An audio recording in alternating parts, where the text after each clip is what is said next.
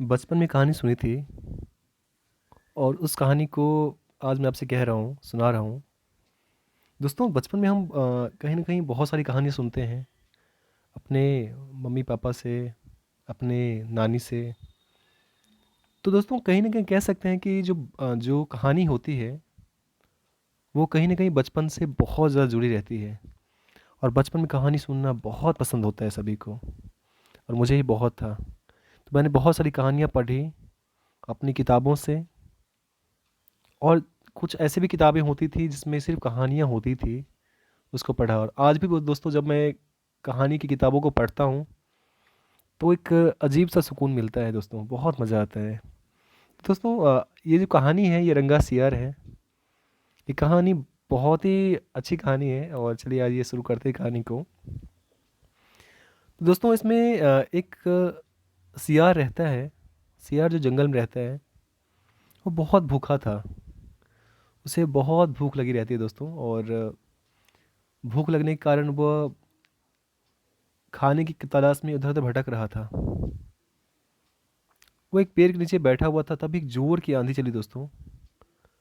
आंधी इतनी तेज़ थी कि पेड़ के सारे पत्ते गिर गए और एक टहनी गिरती है जिसके कारण जो कि सियार के ऊपर ही गिरती है और वह उससे बहुत ज़्यादा चोटिल हो जाता है। उसको बहुत ज़्यादा चोट चोट लगती है। चूँकि बहुत भूखा भी था और चोट भी लग गई थी इसलिए बहुत कमज़ोर हो गया था दोस्तों। वो भूख से पूरी तरह से तिलमिला रहा था, सोच रहा था कि कहीं से भी उसको शिकार मिल जाए। इसी कारण से वो शिकार की तलाश में ऐसे ही उधर-उधर भटक रहा था। तभी उसके सामने एक खरगोश दिखा। जैसे ही दोस्तों खरगोश दिखा, वो खरगोश के पीछे दौड़ा, लेकिन खरगोश उसके हाथ से निकल गई। दोस्तों सोचा कि अब कोई ऑप्शंस नहीं है, कोई चारा नहीं है, तो चलो क्यों ना भोजन तलाश के लिए कहीं और चली जाए। तो भोजन तलाश करते-करते दोस्तों वो गाँव पहुँचा, जो जंगल के बहुत ही पास था। सोचा कि कहीं न कहीं ज़रूर कुछ न कुछ भोजन मिल जाएगा। इसी तलाश में भटकते-भटकते जब वो गाँव पहुँचा दोस्तों, तो गाँव में पूरा अंधेरा था और लोग सभी सो रहे थे। लेकिन बहुत सारे जो कुत्ते होते हैं दोस्तों, वो जागे हुए थे और जैसे ही रंगा सियार को यानी कि सियार को देखा जो जो कुत्ते थे, उसके पीछे दौड़ा।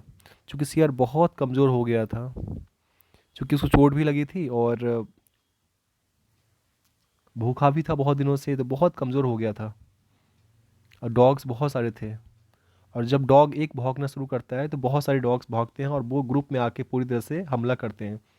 इसी डर से रंगा सियार देखा कि उसके पीछे बहुत सारे डॉग्स पड़े हुए हैं, तो दौड़ते गलियों से इधर उधर उधर करते करते वो रंगरेज के यहाँ पहुँचा।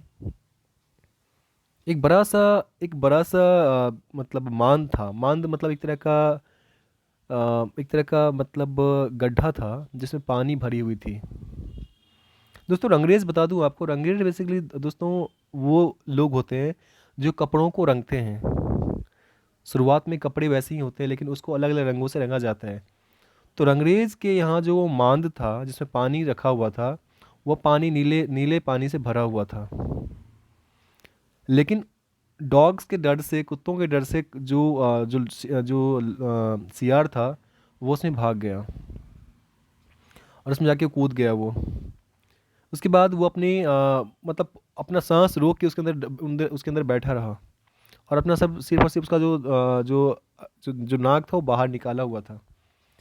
कुछ देर के बाद जब डॉग्स की आवाज़ शांत हुई और जब उसने सुनिश्चित किया कि लगता है कि अब डॉग्स चले गए होंगे, तो इसके बाद जो सियार था वो बाहर निकलता है। सियार जहाँ पहले ब्राउन था, चूंकि वो कलर वाले उसमें कूद गया था, इस कारण से उसका सारा रंग जो था, चेहरे का रंग पूरा नीला पड़ गया था, नीला हो गया था। अब वह जंगल को वापस लौटा खाली हाथ। अभी तक सियार को ये अंदाज़ा नहीं था कि उसके रंग को मतलब रंग उसके बदल चुके हैं।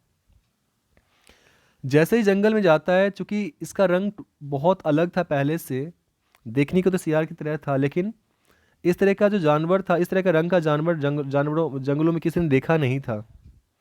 इसी कारण से जंगल में जो जानवर थे वो बहुत डर गए दोस्तों।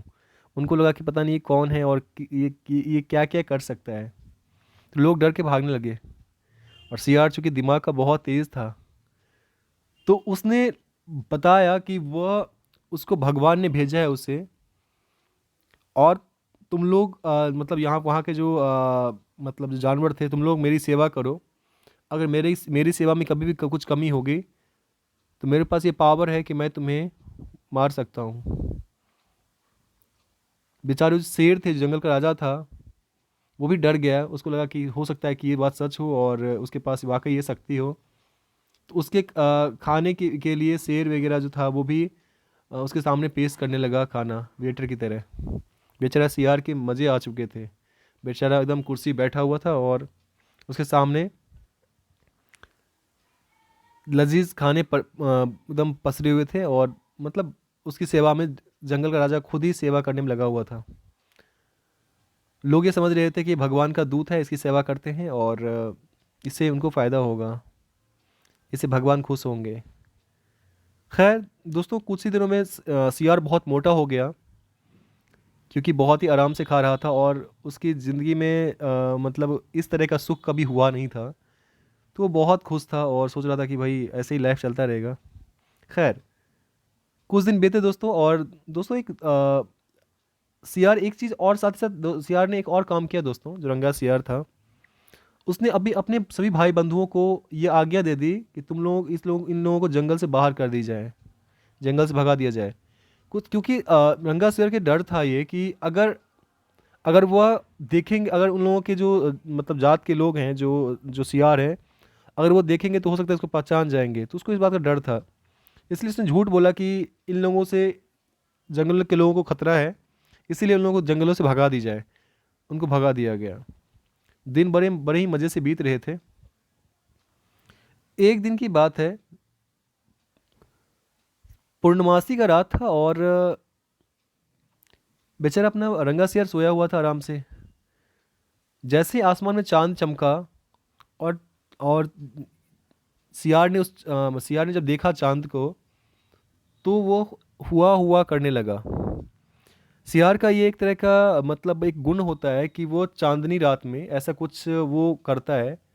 और उसके जो भाई बंधु थे, जो सियार था, उसकी भी आवाज़ें उसको दूर दूर पहाड़ों पे सुनाई दे रही थी। तो वो खुद को रोक नहीं पाया और वो कुछ देर के लिए भूल गया और वह जोर जोर से हुआ हुआ करने लगा। उसकी इस आवाज़ को सुनकर जानवरों ने जब देखा कि ये तो कोई भगवान नहीं, ये भगवान का दूत नहीं है, बल्कि ये तो सियार है। लोगों को पूरा शक हो गया और जो जो जानवर थे, जानवरों ने सियार की जम के मरम्मत की, बहुत पिटाई किया। सियार बेचारा वहां से जान बचाते बचाते भागा। अब बड़ी मुश्किल से वह वहां से भागा। और उसकी जो भेद थी कि वो देवदूत है, उसको भगवान ने भेजा है, वह उसकी जो भेद थी वो खुल चुकी थी, उसके झूठ पकड़ा जा चुका था। इस तरह से सियार को बहुत मारा गया, बहुत बहुत पिटा गया। तो जिससे ये कहानी बचपन में पढ़ा था और बहुत ही प्यारी सी कहानी दोस्तों थी। और मुझे लगा कि आपसे ये कहानी शेयर करूं और बहुत ही अच्छी सी कहानी थी। थैंक यू सो मच दोस्तों फॉर वॉचिंग। आपको, आई होप आपको ये कहानी अच्छी लगी होगी और उम्मीद करता हूँ आपको आपको ये कहानी वाकई बहुत अच्छी लगी थी। बचपन में मैंने ये कहानी पढ़ी थी और सोचा कि आपसे शेयर करूं। और तो आई होप आपको अच्छा लगा। Thank you so much for watching. आपको ऐसे वीडियोस, आपको ऐसी कहानी अच्छी लगती है दोस्तों, तो प्लीज़ वीडियो को लाइक कीजिए और प्लीज़ चैनल को सब्सक्राइब कीजिए अगर आपने यहाँ तक देखा है तो। Thank you so much for watching. Thank you so much.